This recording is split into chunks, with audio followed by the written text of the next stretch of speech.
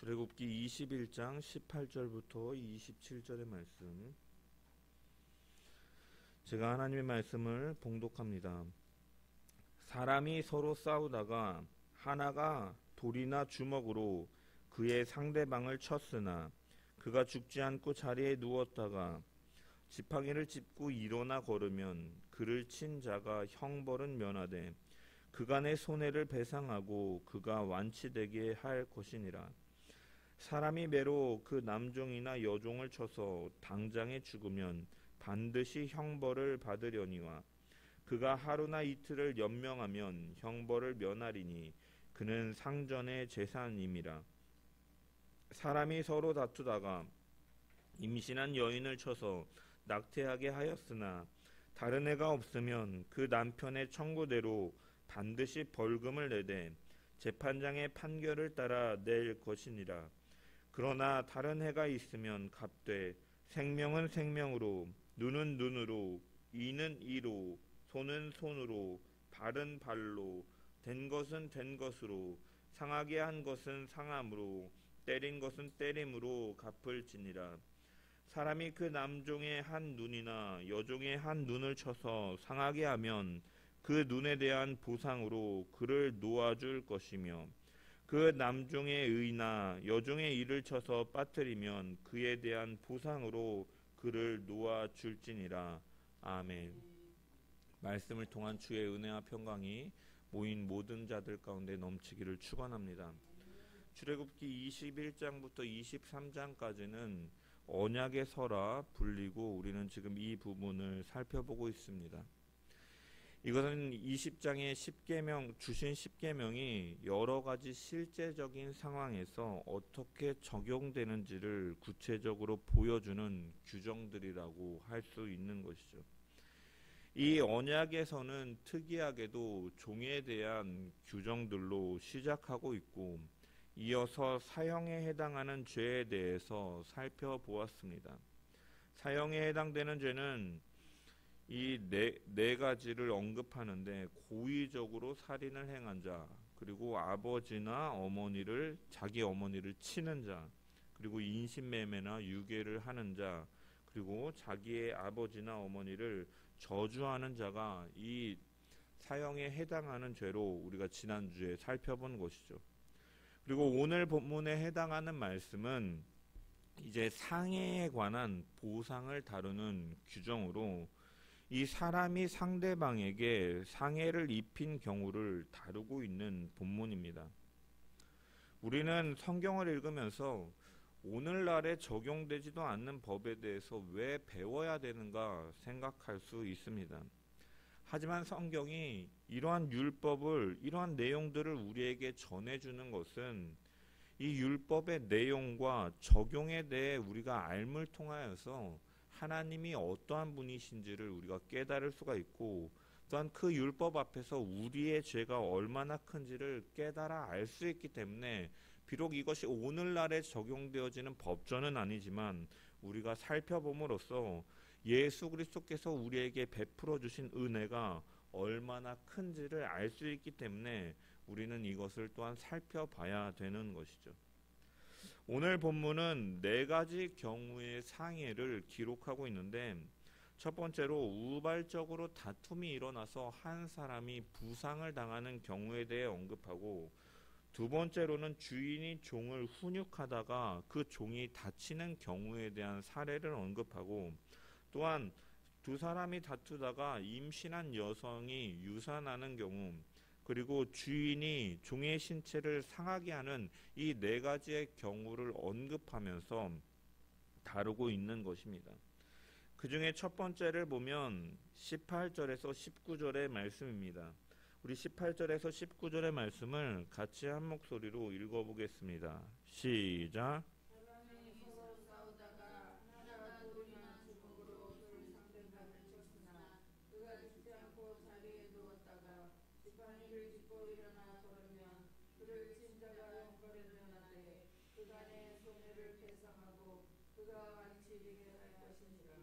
아멘.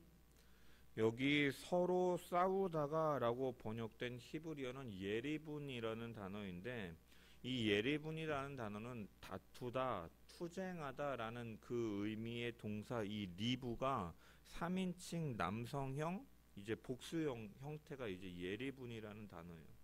그래서 여기서 이 다투다라는 것이 복수형으로 사용되어지는 것은 어떠한 의미이냐? 이 싸움이 양쪽에 책임이 있다라는 의미인 것이죠. 일방적으로 폭행을 당하거나 괴롭힘을 당하는 것이 아니라 이 싸움이 일어났을 경우에는 한쪽만의 잘못이 아님을 우리는 또한 알 수가 있는 것이죠. 이 싸움은 계획적인 이 다툼을 가리키는 것이 아닙니다. 여기 보면은 돌이나 주먹으로 상대방을 치는 경우에 대해서 언급하고 있는 것이죠. 주먹을 휘두른다라는 것은 감정이 격해짐에 따라서 얼떨결에 휘두를 수 있는 것이고, 돌로 상대방을 친다는 건 역시도 이 돌이라는 것은 사실은 미리 준비해 가지 않더라도 주변에서 쉽게 얻을 수 있는 것이기 때문에 이것은 계획적인 싸움이나 폭행을 가리키는 것이 아니라 이제 감정적으로 격해짐을 통해서 우발적으로 나타나는 일을 가리키는 것입니다. 그래서 처음부터 상대방을 해칠 의도를 가지고 있는 것이 아니라 해칠 의도가 없이 순간적으로 감정에 의해서 일으킨 행동을 가리키는 것이죠. 그래서 이처럼 한 사람이 감정을 못 이겨서 이 싸우게 되는 경우는 결국은 그 어떤 사람이 피해를 많이 입었다 할지라도 그 책임에 있어서는 한 사람만의 잘못이 아니라 두 사람 모두에게 책임이 있음을 또한 보여주고 있는 것이죠. 따라서 잘못된 폭력으로 상대방에게 해를 입힌 사람은 그 상응하는 금전적인 배상만을 하게 함으로써 이 다시는 이 폭력을 행사하지 못하도록 그것을 방지함과 동시에 싸움에서 양쪽의 책임, 공동의 책임을 인정해서 형벌은 면하도록 하나님께서 하시는 것입니다. 이 계명 속에서 하나님께서 우리에게 말씀하시고자 하는 것은 무엇인가? 그것은 이 세상에서 벌어지는 갈등과 다툼은 사실은 어느 한쪽만의 잘못이 아니라 다투는 사람들 서로 간의 잘못에 의해서 발생된다라는 것이죠. 박수도 이 손뼉이 맞아야만 소리가 나는 것처럼 이 우발적인 싸움이 벌어지는 것에 의해서는 이 참여한 사람들의 공동의 책임이다라는 것입니다. 실제로 우리 주위를 둘러보아도 하루에도 크고 작은 다툼들이 종종 벌어집니다. 아이들을 살펴보아도 아이들은 다툼이 일어나면 쪼르르 달려와서 이야기합니다. 아빠, 주원이가 이렇게 했어. 그런데 살펴보면 사실은 하울이에게도 원인을 제공할 때가 많이 있거든요.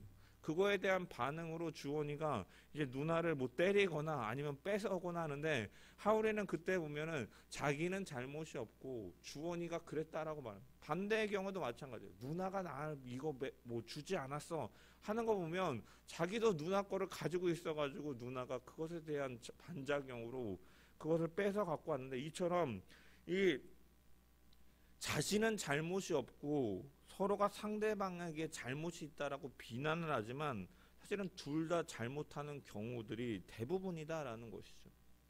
가깝게는 가정에서 부부들이 그 벌어지는 다툼에도 보면은 자기는 아무런 문제가 없고 남편에게만 혹은 아내에게만 잘못이 있다고 서로 원망하며 책임을 돌리지만 사실은 서로 간의 다툼의 원인을 제공하는 경우가 대부분이다라는 것입니다. 이처럼 세상에서 발생하는 모든 다툼은 사실 어느 한쪽의 책임만이 아니라 사실은 쌍방간의 책임이 있다라는 것이죠. 그러므로 우리는 이러한 다툼이나 싸움이 벌어졌을 때 우리는 어떠한 태도를 보여야 되느냐?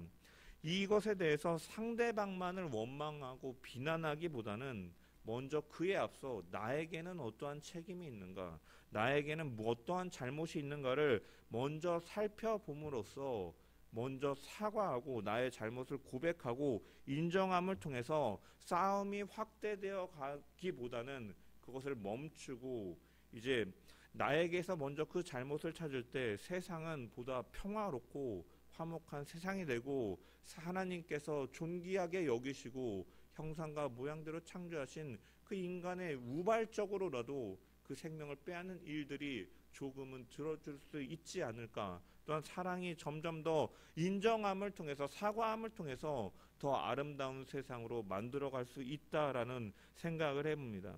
그렇기 때문에 그리스도인들 역시도 우리가 세상 가운데 살면서 때로는 이러한 다툼이 벌어졌을 때 상대방만을 비난하고 똑같이 세상의 사람들처럼 다른 사람들에게만 원인을 찾고 상대방을 비난하기보다는 그 가운데서 내가 조금 부족했구나 인정하고 허물을 인정함으로써 먼저 사과하고 용서를 구하고 또한 용서함으로써 화평의 관계를 이뤄나가는 모든 자들 되기를 주님의 이름으로 간절히 축원합니다.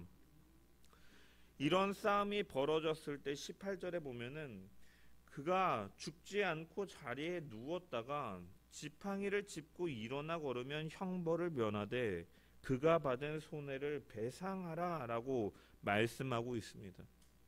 죽지 않고 자리에 누웠다라는 것은 이 싸움 현장에서 즉사하지 않고 부상을 당하는 경우를 가리키는 것입니다.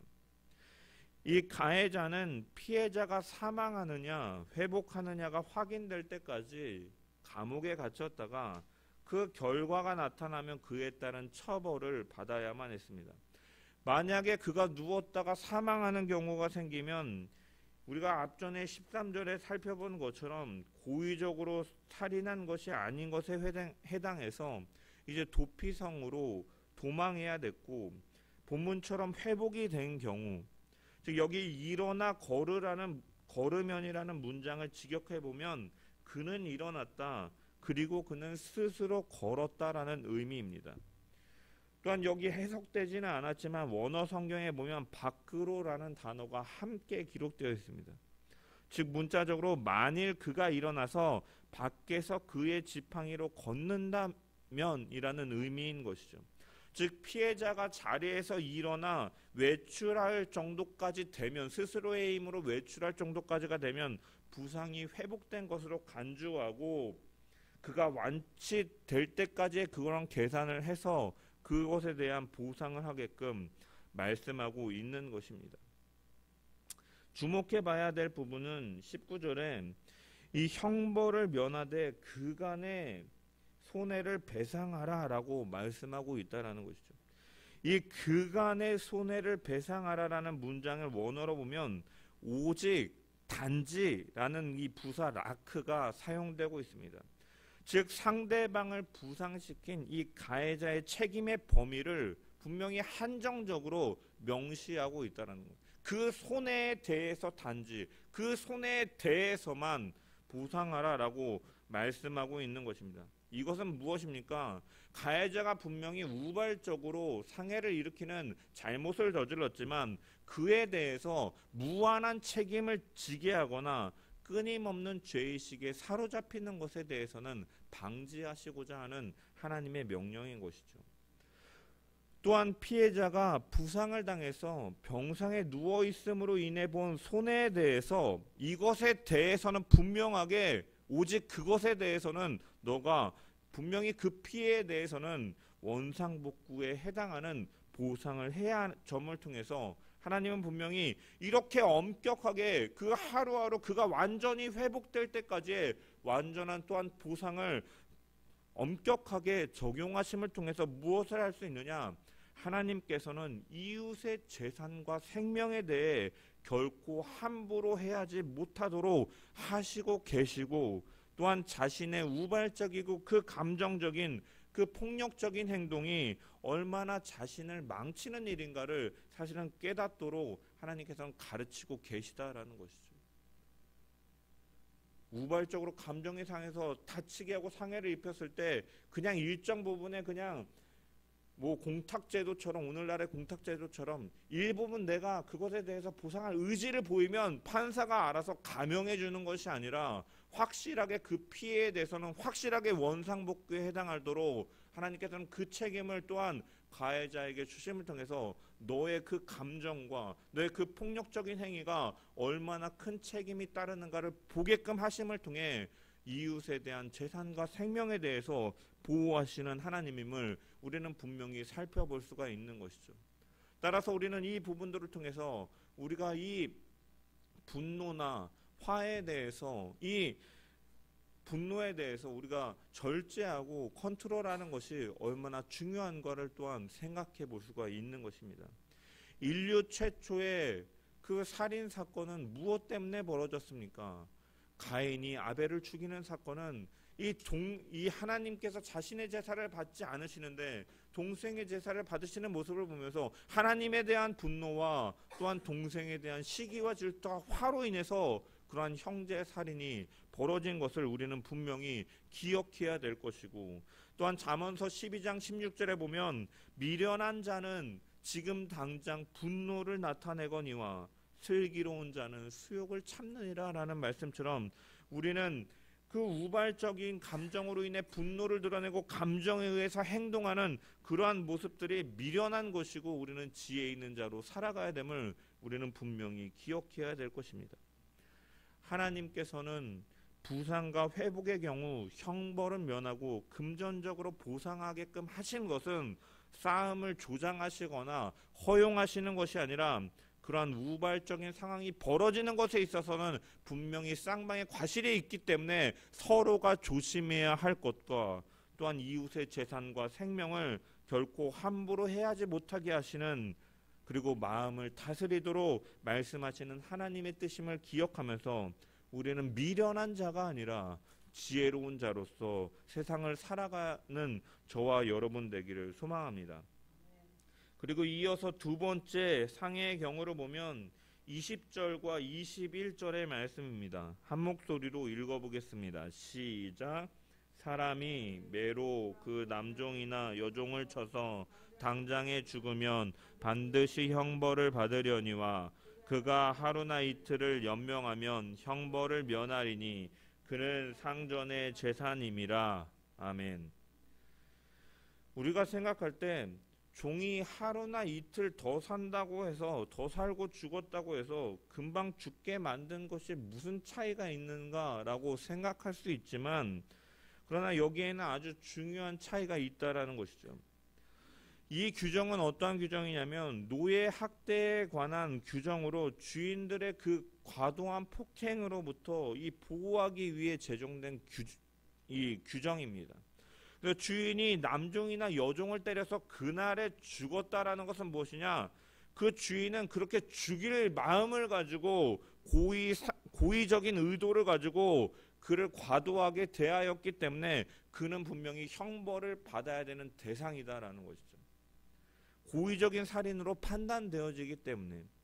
그래서 주인의 매에 맞아서 그 자리에서 노예가 죽으면 주인은 그 앞전에 12절에 기록된 것과 같이 사람을 쳐 죽인 자는 반드시 죽일 것이라, 이 법에 따라서 사형을 받을 수 있다라는 것이죠. 이것은 무엇입니까? 이 노예의 인권을 결코 가벼이 여겨서는 안 된다라는 것을 다시 한번 강조해서 보여주는 것이죠. 그 랍비들의 문헌을 보면은 이러한 경우가 발생하면 주인 역시도 참수형에 처할 것을 지시하고 있는 문헌들이 있다라고 합니다. 이처럼 주인으로부터 노예의 인권을 보호하는 법률은 사실 고대 근동의 다른 법전에서는 결코 찾아볼 수 없는 오직 이스라엘의 율법에만 있는 독특한 명령이었고, 이처럼 하나님께서는 얼마나 그 노예들조차도 하나님의 형상과 모양대로 지음을 받았기 때문에 그 생명이 소중한가에 관심을 두고 지켜보고 계심을 우리는 발견할 수가 있는 것이죠. 주인들이 노예들을 대상으로 매로 징계하는 것을 허용하던 사회에서 주인의 지나친 폭력이 결코 용납될 수 없는 규정으로서 하나님께서 얼마나 생명을 존귀하게 여기시는가를 분명히 보여주시는 것입니다. 다만 여기서 이 사람이 매로, 이 주인이 매로 종을, 남종이나 여종을 쳤다라는 것은 이 부모가 자식을 잘못된 행동을 했을 때 매로 훈육하기 위해서 다스리는 것처럼 종의 잘못에 대해서 질책하고 훈계하기 위해 때리는 경우에 대해서는 하나님께서는 또한 허용하고, 주인의 권한에 대해서는 허용하고 계심을 볼 수가 있습니다. 따라서 주인이 이제 이러한 훈육을 하다가 이 자신 어떻게 보면 좀 하루나 이틀 후에 죽었다라는 것은 처음에는 주인이 이 사람을 죽일 의도로 대한 것이 아니라 훈계를 위해서 매질을 하였으나 이 죽게 된 지경까지 깨닫지 못하고 과도한 매질을 하여 이 의도적인 것이 아니라 우발적으로 죽게 되었을 경우에는, 고의적으로 할 경우에는 주인 역시도 형벌을 당했지만 의도하지 않았지만 그가 그 이후에 실수로 죽게 되었을 경우에는 그 주인은, 이 종은 결국은 주인의 재산이기 때문에 이 종이 죽었다라는 것 자체가 이 주인의 어떤 책임이고 그 실수에 대해서 그가 치르는 것이기 때문에 더 이상 보상할 필요는 없다라고 말씀하고 있는 것이죠. 그래서 더 이상의 형벌을 받지 않도록 하시는 것입니다. 그래서 우리는 이 계명을 통해서 또한 발견할 수 있는 것은, 하나님께서는 노예의 생명을 또한 귀중히 여기시지만 또한 종이 제 역할을 수행하지 않거나 주인을 대적할 경우에 주인에게는 또한 적절한 징벌의 권한을 인정하고 계심을 통해서 이 종의 권리와 주인의 권리를 균형 있게 하나님께서는 보장해주고 계심을 또한 볼 수가 있는 것이죠. 이것을 오늘날에 적용해 본다면 오늘날 학교에서 이 학생들의 인권을 굉장히 중요시 생각합니다. 그런데 그로 인해서 이 교사들이 학생들이 잘못을 저질렀을 경우에도 인권의 보장이라는 측면에서 그들을 지도하는 데 있어서 사실 많은 어려움이 발생하게 되었습니다. 학생들이 교사를 희롱하고 이렇게 앞에서 면전에서 욕을 하고 가벼이 여겨도 사실 교사는 그 교사로서 그들을 가르치고 훈육할 분명히 권리가 있어야 되는데 교권은 보호받지 못함을 통해서 많은 교사들이 어려움을 처하는 일들이 있고, 이러한 부조리 속에서 사회적으로 선생님들이 목숨을 끊는 경우 또는 부모들로부터 고발을 당해서 형사적인 처벌에 책임을 당하는 경우들도 우리는 종종 볼 수가 있는 것이죠. 하나님께서는 균형과 질서를 존중하시는 하나님으로서 각자의 자리에서 각자의 역할을 해나가는 것을, 그 하나님이 세우신 질서를 유지하고 세워나가는 데 필요한 일임을 하나님께서는 분명히 인정하고 계심을 우리는 또한 이 규정들을 통해서 생각해 볼 수가 있는 것입니다. 또한 하나님께서는 모든 일에 있어서 우리가 결과도 중요하지만 그 일을 하게 된 동기도 중요하고 그 과정도 분명히 중요하고 하나님께서는 그것을 보시는 하나님임을 우리는 이 규정들을 통해서도 발견할 수가 있는 것이죠. 종이 즉시 죽거나 하루 이틀 주에 죽거나, 또 어떻게 보면 종이 죽는다라는 것은 동일한 결과이지만 그 동기가 정말로 의도적이었는가, 종이를 죽이려는 의도를 가지고 매질을 하였는가, 아니면 종이 비록 죽었지만 그것이 의도가 아니라 그 알지 못하는 가운데, 좀 과한 가운데 죽음으로 인해서 주인이 형벌을 받느냐 안 받느냐가 결정되는 것처럼, 하나님께서는 사람을 판단하실 때도 결과만을 보시는 것이 아니라 그 결과에 대한 그 행동, 동기가 어떠한 목적을 가지고 행동하였는가를 하나님께서는 보시는 하나님이시다라는 것을 우리는 발견할 수 있는 거죠. 그렇기 때문에 우리는 아무리 결과가 좋다고 해도 그 마음이 하나님 앞에서 바르지 못한 것이라면 결코 하나님께서는 인정하지 않으실 것이다라는 사실을 발견할 수가 있는 것이죠. 반면에 비록 결과는 우리가 생각한 것처럼 좋지 못하다 할지라도 그 동기가 하나님 앞에 바른 것이었다면 하나님께서는 그것을 인정해 주시고 칭찬해 주실 분임을 또한 우리는 기억해야 될 것입니다. 사람들은 겉으로만 나타난 드러난 결과만을 가지고 판단하려 하지만 사람의 마음을 모두 아시는 하나님께서는 결과에 앞서 이미 그 마음을 가지고 모든 것을 판단하시는 분이시다라는 사실을 우리는 기억하면서, 그렇기 때문에 성도들은 무슨 일을 하고자 할 때는 어떠한 결과만을 생각하기보다는 내가 과연 어떠한 목적을 가지고 어떠한 동기를 가지고 이 일을 하고 있는가를 먼저 살피면서 하나님을 기쁘시게 하는 자로 마음에서부터 순종이 이루어지는 저와 여러분 되기를 주님의 이름으로 간절히 축원합니다. 우리가 이전에 창세기 강해를 통해서 창세기에 등장하는 야곱의 경우 분명히 그 목적은 선하고 거룩한 하나님의 축복을 받기 위한 것이었지만 그가 그것을 얻기 위한 방법으로 형을 속이고 아버지를 속인 것에 대해서 하나님께서는 그 축복도 하나님께서 예정하신 목적이었지만 그것을 이루는 방법에 있어서 그가 속임을 통해서 했을 때 하나님은 그것에 대해서 옳지 않게 여기심을 통해 그 역시도 외삼촌을 통해 속임을 당하고 아들들로부터 속임을 당함을 통해서 그의 잘못을 깨닫게 하신 것처럼 그리스도인들은 분명히 목적뿐만이 아니라 과정과 동기 역시도 하나님의 선하심을 분명히 드러내야 됨을 우리는 기억하며 살아가는 저와 여러분 되기를 주님의 이름으로 간절히 축원합니다. 세 번째 상해는 22절에 보면 사람이 서로 싸우다가 임신한 여인을 쳐서 낙태하게 하였으나 다른 해가 없으면 그 남편의 청구대로 반드시 벌금을 내되 재판장의 판결을 따라 낼 것이니라 라고 기록하고 있습니다. 이 남편의 청구대로 벌금을 내게 하게끔 말씀하고 계신 것입니다. 고의가 아닌 실수였기 때문에 형벌을 당하지는 않지만 자신의 잘못으로 인해 상대가 피해를 입은 경우에 응당한 대가를 치러야 되기 때문에 분명히 보상할 것을 말씀하고 있죠.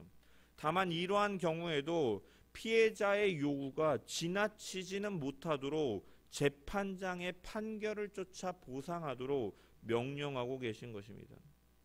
이처럼 하나님의 율법은 피해자의 입장을 우선적으로 배려하시지만 또한 어느 한쪽의 권리나 주장이 지나치게 확대되거나 축소되는 일을 막기 위해서 최종적인 판결만큼은 피해자의 입장만을 수용하는 것이 아니라 객관적인 입장에 있는 재판장의 판결에 따르도록 하나님께서는 말씀하고 계시죠.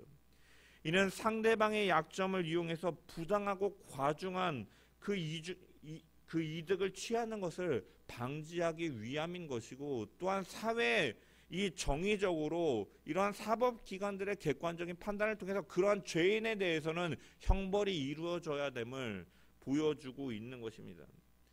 이처럼 상대방이 잘못했다 하더라도 그 사람의 약점을 이용해서 부당하게 이득을 취하는 경우에는 결코 옳지 않음을 우리가 또한 이 규정을 통해 살펴볼 수가 있는 것이죠. 그런데 사실 오늘날 우리가 살아가는 이 사회를 돌이켜보면 상대방의 약점과 잘못을 이용해서 부당한 이득을 취하려 하는 사람들이 얼마나 많은지 봅니다. 계약을 하되 교묘하게 피할 구멍을 만들어내서 피해자들을 발생하게 되고 또 오늘날 일반적으로 경험할 수 있는 교통사고 같은 경우에도 보면은 경미한 사고임에도 불구하고 병원에 입원해가지고 수의를 쉬면서 약을 타먹고 위로금과 합의금을 받아내는 경우들이 많이 있음을 보게 됩니다.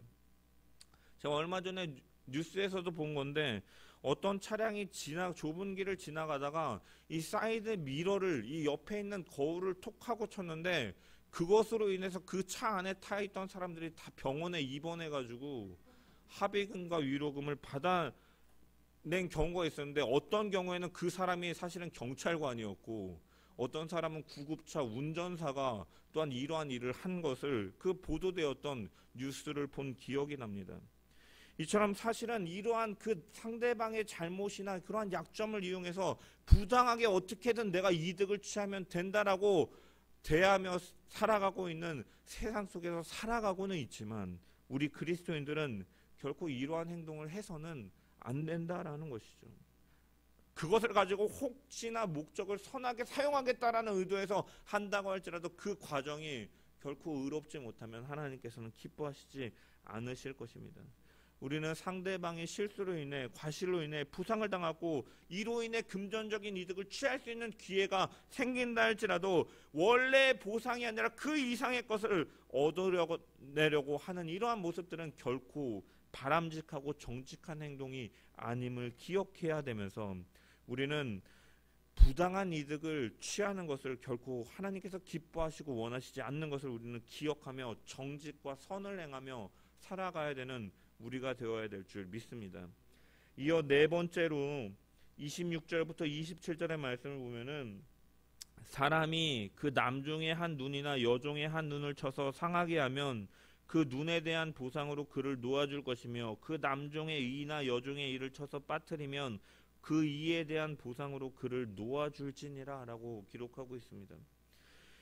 이 규정은 주인이 종을 징계할 수 있는 권한을 최대한으로 인정한 그 20절부터 21절의 내용을 감안해서 해석을 한다면 이 법률이 적용되는 경우는 주인이 노예를 해할 의도를 가지고 폭행했을 경우를 가리키는 것입니다. 의도적으로 폭행한 경우, 이 규정은 그렇기 때문에 이 눈과 이만을 언급하고 있지만 사실 유대인들의 전통적인 해석에 따르면 이 성경에 대해서 어떻게 하느냐, 눈과 이라고 표현한 것은 사실은 외형적으로 드러나는 모든 장기에 해당하는 것으로 이 유대인 랍비들은 해석해 왔습니다. 그래서 랍비 문헌들을 보면은 이 뭐 손가락이든지 발가락이든지 귀든지 코든지 이러한 이 24개의 장기에 대해서 이 규정을 적용한 근거들이 발견되었다라고 해요. 이처럼 주인이 노예지만 의도적으로 그가 어떤 훈육이 아니라 의도적으로 그냥 폭행을 가했다면 노예는 피해 보상으로 자유를 얻게 되도록 하나님께서는 명시하고 계시는 것이죠. 즉 노예가 주인의 소유라고 할지라도 마음대로 학대할 수는 결코 없다라는 것을 보여주는 것입니다. 이처럼 주인의 그 노예 폭행에 대한 법률은 경제적인 어려움 때문에 어쩔 수 없이 자신을 노예로 팔아야 됐던 사람들을 결코 학대해서는 안 된다라는 점을 부각시키면서 폭력과 학대로부터 약자를 지키시는 하나님의 성품을 우리는 또한 분명히 발견할 수가 있는 것이고, 그렇기 때문에 우리 역시도 이러한 약자에 대한 관심과 사랑은 끊임없이 이어져가며 오늘날에도 그러한 사랑으로 그들을 대하고 관심을 가지며 사회가 그런 자들을 배척하지 않도록, 사각지대에 놓여지지 않도록 끊임없이 우리는 관심으로 또한 사랑으로 사랑하며 살아가야 될 줄 믿습니다. 이처럼 우리가 네 가지의 상의 이 경우들을 살펴보았는데, 이 결국 이러한 모든 것들은 이 19절에서 20절의 말씀을 보면 다른 애가 있으면 갚되 생명은 생명으로, 눈은 눈으로, 이는 이로, 손은 손으로, 발은 발로, 된 것은 된 것으로, 상한 것은 상하게 함으로, 때린 것은 때린 것으로 갚을지니라. 즉 결국은 사람이 어떠한 피해를 입었으면 그에 응당한 또한 이 보상을 해야 될 것을 규정하고 있는 것이죠. 그래서 이것에 대해서 이 유대인들은 오해를 해서 이 개인적인 복수의 권리로 이해하였지만, 사실은 이것은 우리가 규정들을 통해서 살펴본 것처럼 개인의 복수를 인정하게끔 유도하게끔 하시는 것이 아니라 결국은 이 복수를 하지 말 것을, 생명과 그런 실수에 대해서는 보호하고 그 가해자는 그것에 대해서 분명히 실수지만 책임을 질 것을 하면서 이웃과 그 생명에 대해서 그들이 얼마나 조심히 대해야 되는가를, 노예에 대해서조차도 대해야 됨을 분명히 발견할 수가 있다라는 것이죠. 그래서 예수님께서도 또 눈은 눈으로, 이는 이로 갚으러 하였다는 것을 너희는 들었으나 나는 너희에게 이르노니 악한 자를 대적하지 말라 라고 말씀하신 것처럼 사사로운 복수로 이것을 사용하지 말라라고 말씀하고 계신 것을 보게 됩니다. 이처럼 하나님의 이 동해 보복법은 개인적인 복수를 위해서 그대로 행하라, 악한 마음으로 행하라라는 것이 아니라 잘못에 대해서는 분명히 책임을 지되 실수에 대해서는 이해해주고 어느 정도 그가 잘못을 뉘우치고 그가 그 책임을 다했을 때는 용서하라라는 의미를 담고 있는 것이죠. 결국은 이 규정들을 통해서 우리는 무엇을 발견할 수가 있습니까? 먼저 하나님의 성품을 발견할 수가 있는 것이죠. 하나님은 눈은 눈으로, 이는 이로라는 이 말씀을 통해서 분명히 죄에 대한 징벌의 방법으로 하나님께서는 그 섭리에 의해 행한 대로 갚으시는 하나님, 공의의 하나님이심을 발견할 수가 있는 것입니다. 그리고 이 공의의 하나님의 그 성품 속에서 우리는 또한 생각해 봐야 될 것이, 그렇다면 하나님께서 우리에게 잘못에 대한 이 배상을 요구하신다면 우리는 얼마나 요구하시겠는가. 그리고 우리는 그것을 어떻게 갚을 수 있겠는가를 생각해 볼 수가 있는 것이죠. 하나님이 그 우리의 잘못에 대한 책임을 요구하신다면 우리는 사실 죽어 마땅한 자들이죠. 아까 참수형에 청하고 돌에 맞아 죽임을 당한 이러한 것들을 죽었다가 다시 일어나서 죽임을 당해도 모자란 존재들이 사실은 우리인 것입니다. 하나님 앞에 우리가 얼마나 많은 죄를 저지르고 삽니까? 그 죄에 대한 분명한 책임이 따른다라는 것을 우리는 이 눈은 눈으로 이는 이로라는 이러한 동해보복법 속에 공의의 하나님을 발견할 수가 있다는 거죠. 이처럼 우리는 하나님 앞에 배상해야 될 책임이 있는 죄인들이다라는 거죠.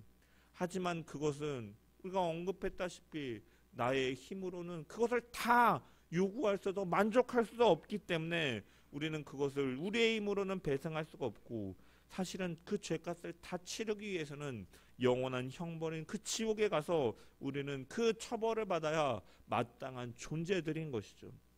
하지만 하나님께서는 이러한 소망 없는 우리들을 위해서 하나님이신 성자 예수 그리스도를 우리와 같은 몸으로 성육신하여 이 땅에 보내셨고, 그분은 죄가 없으신 분이었지만 세례를 받으심을 통해서 죄인의 자리까지 내려가셨고 모든 죄악들을 담당하심으로 그의 피로 우리의 모든 죄를 씻어주시고 하나님의 공의를 만족시키기 위해서 하나님은 이 구원 계획을 계획하셨고, 성자는 순종하심으로 그 계획을 성취하신 것입니다. 십자가 위에서 모든 배상을 이루셨다라는 것이죠. 그렇기 때문에 우리는 이 율법을 대하면서 공의의 하나님의 모습과 이 공의를 만족시키기 위해서 성자를 내어주신 인애의 하나님을 우리는 분명히 발견할 수가 있는 것이죠. 그래서 우리는 율법을 대하면서 이렇게 철저하게 하나하나까지도 하나님께서는 잘못에 대한 책임을 분명히 물으시고 배상하시는 하나님이신데, 나의 죄가 이 율법으로부터 사실은 나 역시도 수많은 죄를 저지르고 하나님 앞에서 범죄하고 살아가고 겉으로는 속일 수 있을지라도 마음까지 보시는 하나님 앞에서 우리는 속일 수가 없는 존재인데, 얼마나 내 죄악이 큰지를 우리는 생각해 볼 수가 있고, 그 하나님의 공의 앞에 우리가 철저하게 죄인됨을 고백할 수밖에 없을 뿐만 아니라 그러한 자를 위해서 사랑으로 은혜로 내어주신 예수 그리스도의 그 사랑과 은혜를 우리는 더욱 크게 깨달을 수가 있는 것입니다. 그래서 율법은 참으로 그리스도에게로 인도하는 계몽 선생으로서의 역할을 오늘도 우리에게 말씀을 통해 제시해주고 계신 것입니다.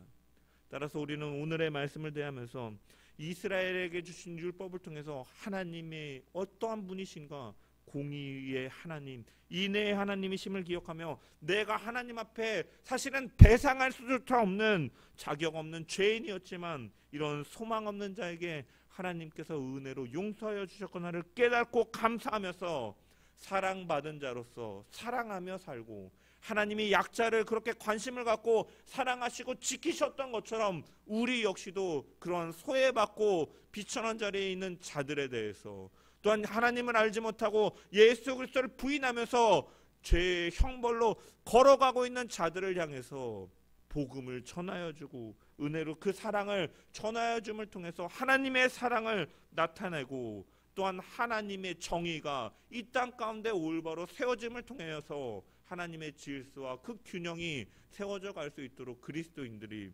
최선을 다해 빛과 썩음의 역할을 감당해 나가야 될 줄 믿습니다.